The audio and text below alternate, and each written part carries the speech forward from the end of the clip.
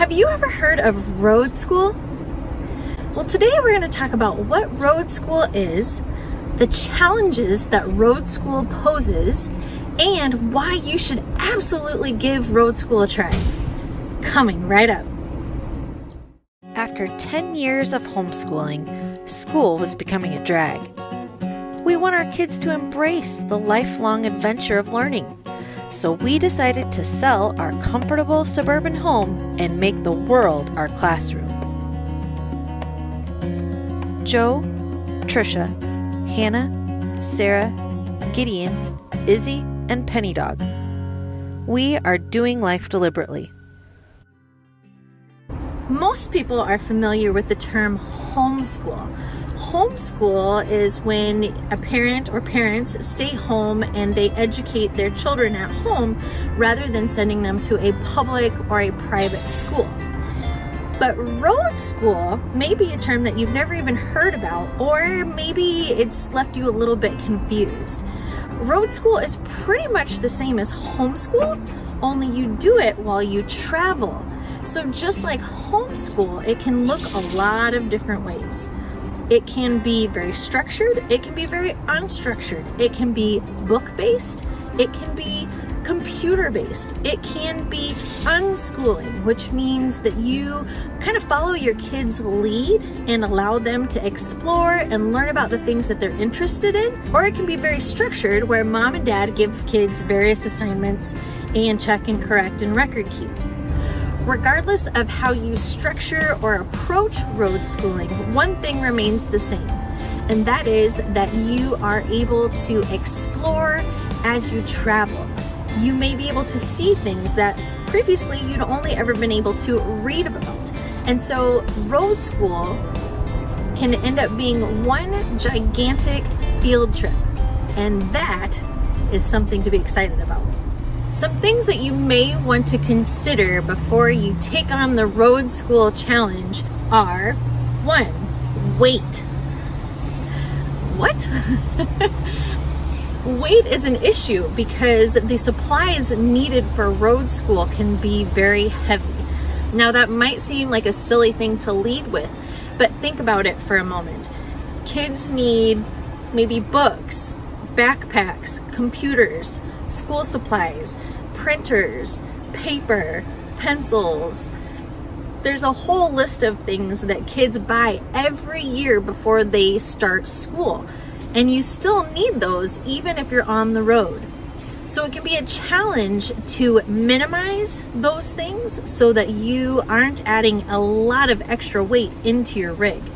2, because you have all of those supplies, it can be a challenge to keep everything organized. Where do you put all of that when you live in a tiny home on wheels? We've had to get creative with where we put those things. Finding a place for your kids to work on school that is comfortable can also be a challenge, especially if you're a larger family living in a tiny space. We have 4 kids, so we don't have space for 4 desks, but we've been a little bit creative in how we approach this. If we are in the rig, some of them can use lap desks, some of them can use the tables. Number 4, scheduling can be a challenge, and I think that this is no different than good old-fashioned homeschool. If you want to be able to keep everyone on task, if you want to be sharing anything like computers or musical instruments, then scheduling is necessary, and it can be a challenge to do that, especially when you're traveling on the road full time. A recent blog post that I wrote talks about how we schedule and how to go about in the different steps, so I will put that link in the description box below. Challenge number 5. Holding your kids accountable to doing not just quantity of work, but quality of work can also be a challenge, just like homeschool. Number 6, finding time for mom and dad to get work done. When you're living on the road with kids, you're likely working on the road. And so finding time to not only educate the kids, but also get your work done can be a serious challenge. And that's why scheduling can also be really important. Number 7, the big S word, socialization. It's so funny because it's the #1 question that anyone who does not homeschool their kids asks. How do you socialize your kids? And so just like being a homeschool family, road school has the same exact issue. You have to be super intentional about getting your kids outside, maybe getting them involved in activities, teaching them how to be friendly and to ask questions so that they can make friends at the local RV parks. Basically, what I've learned through homeschooling or road schooling is that if mom and dad have good social skills and will be intentional about teaching their kids those social skills, socialization is not a problem. Just like homeschool, staying ahead of your kids in road school is a challenge. What I mean by that is we really try to take educational trips. So we are basing our travel around what we want our kids to learn. It means we have to plan ahead what we're learning, and so we need to stay ahead of the kids just a little bit. And most parents I know, and me definitely included, are just trying to keep your head above water when it comes to homeschool or road school. And so it's just staying a few steps ahead so that you can guide your kids in their learning can be really tricky. But all those things considered, road school is still an amazing experience.